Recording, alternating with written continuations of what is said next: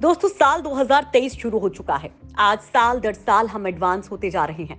लेकिन क्या आपने कभी सोचा है कि आज से 50 साल बाद हमारी जिंदगी कैसी होगी? यानी कि साल 2075 की दुनिया कैसी होगी? हम कैसे जी रहे होंगे? या फिर हमारी लाइफस्टाइल कैसी होगी? क्या तब कारें सड़कों पर चलने की बजाय हवा में उड़ने लगेंगी? क्या इंसानों की जगह रोबोट काम करेंगे?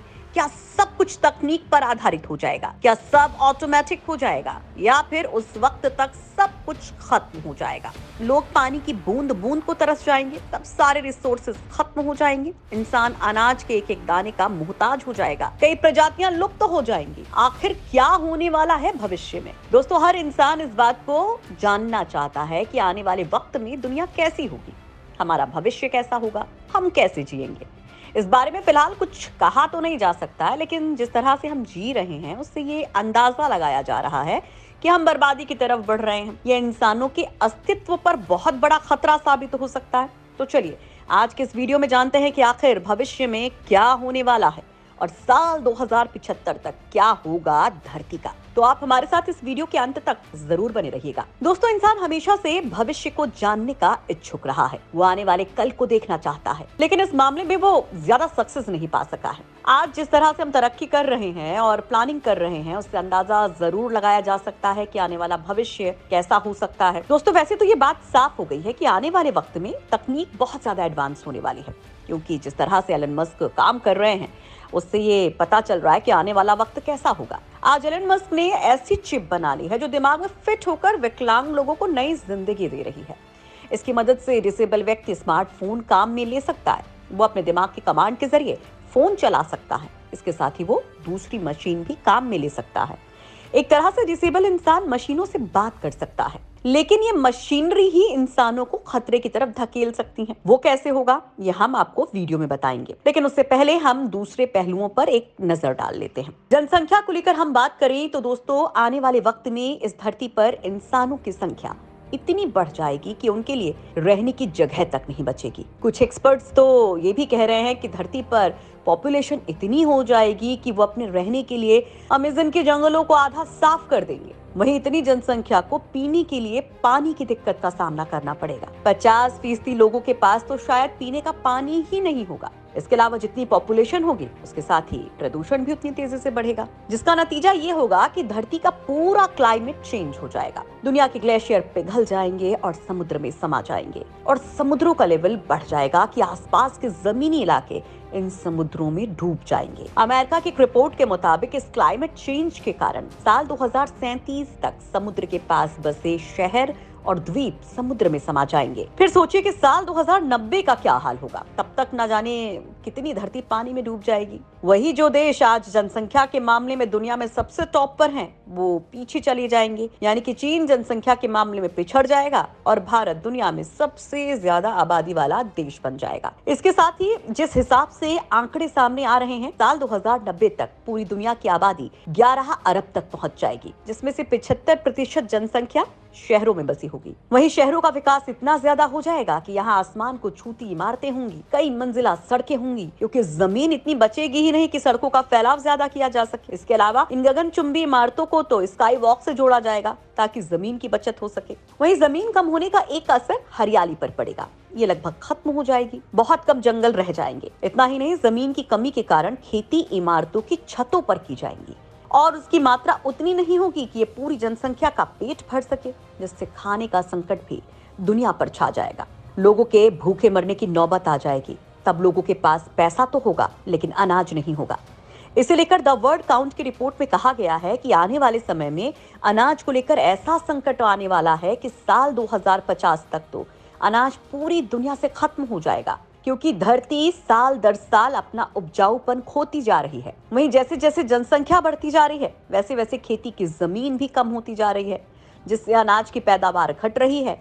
और अगर यही हालात रहे तो वो दिन दूर नहीं जब पूरी दुनिया में अनाज और पानी के लिए विश्व युद्ध हो जाएंगे। दोस्तों, आज हम अपने भविष्य की तरफ देखे बिना ही अनाज की बर्बादी कर रहे हैं। United Nation food waste index report 2021 के मुताबिक साल 2019 में 93 करोड़ टन खाने की बर्बादी की जा चुकी है, जो उपलब्ध खाने का करीब 17% है। और अगर ये जारी रहा तो वो दिन दूर नहीं जब पूरी दुनिया की आधी आबादी दाने दाने को तरस जाएगी, और ये सब हम इंसानों की गलती की वजह से होगा। दोस्तों, जिस तरह से इंसान बिना संभले गलतियां किए जा रहा है, उसका नतीजा हमारे सामने लगातार आते जा रहे हैं।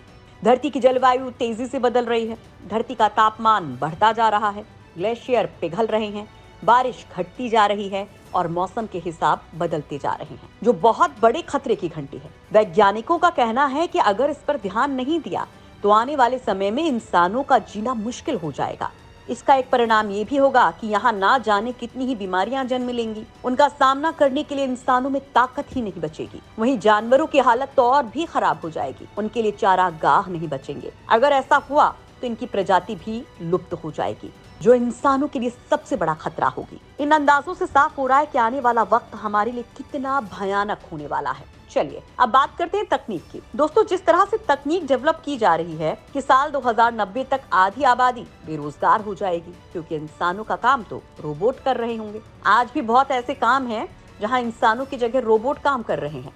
आज रेस्टोरेंट्स में इंसानों की जगह रोबोट आ गए हैं। खेती में रोबोट्स को काम में लिया जा रहा है, जो बीज बोने, पानी देने और फलों को तोड़ने जैसे काम कर रहे हैं। कई फैक्ट्रियों में भी इंसानों को हटाकर रोबोट से काम लिया जा रहा है। इन सब चीजों से बात साफ हो गई है कि आने वाले वक्त में हम टेक्नोलॉजी के इतने गुलाम हो जाएंगे कि हम इसके बिना कोई काम ही नहीं कर पाएंगे। लेकिन यहाँ ये सुविधा जरूर मिल जाएगी कि हमारे पास काम आसान और जल्दी पूरे हो जाए। लेकिन यहाँ गंभीर बात यह भी है कि जब सारा काम ही रोबोट करेंगे तो हम इंसानों का क्या वजूद रहेगा, हम किस काम के लिए रहेंगे। वहीं अगर एलन मस्क की बात करें तो उनकी जिस तरह से प्लानिंग है, उसे देखकर तो ये लगने लगा है कि वो तकनीक के भगवान बनकर इंसानों के भविष्य लिख रहे होंगे।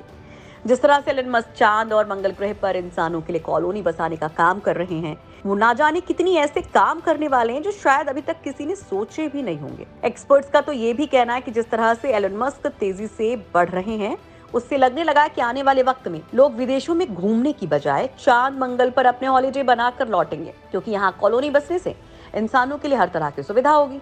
वैसे तो एलन मस्क ने हाल ही में कुछ लोगों को स्पेस सैर भी करवा दी है, जिससे साफ हो गया है कि वो दिन अब दूर नहीं जब यहाँ इंसान बस जाएंगे। दोस्तों, आज दुनिया की सबसे बड़ी स्पेस एजेंसी चांद और मंगल ग्रह पर इंसानों को बसाने का सपना देख रही है। वो इसके लिए कई प्रोजेक्ट्स पर काम कर रही है। इसके साथ ही आने वाले समय में सुपर कंप्यूटर को यूज में लिया जाएगा। वहीं नैनो टेक्नोलॉजी से आर्टिफिशियल ब्रेन भी बनाए जाएंगे, जिससे ब्रेन कंप्यूटर इंटरफेस के जरिए दिमाग को कंप्यूटर से जोड़ लिया जाएगा और उसके जरिए ही कंप्यूटर को कमांड दिया जाएगा, और वो काम भी आसानी से किए जा सकेंगे जो अभी तक संभव नहीं हो पाए हैं। वहीं गाड़ियों की बात करें तो ये पेट्रोल और डीजल की बजाय हाइड्रोजन फ्यूल काम में लिया जाएगा। साथ ही कई केमिकल एलिमेंट्स ऐसे डेवलप किए जाएंगे जो गाड़ी में ईंधन का काम करेंगे। इसके अलावा कभी नहीं खत्म होने वाली सोलर और विंड एनर्जी पर बहुत काम कर लिया गया है। लेकिन यहाँ ये भी बदलाव होने वाला है कि तब जमीन कम होने से गाड़ियां सड़कों पर कम और हवा में ज्यादा नजर आएंगी। इसी लेकर ये भी कहा जा रहा है कि ये सब कंप्यूटर के जरिए कंट्रोल किया जा सकेगा। अगर एक्सीडेंट का खतरा पैदा होता है तो कंप्यूटर उसे कंट्रोल कर लेगा।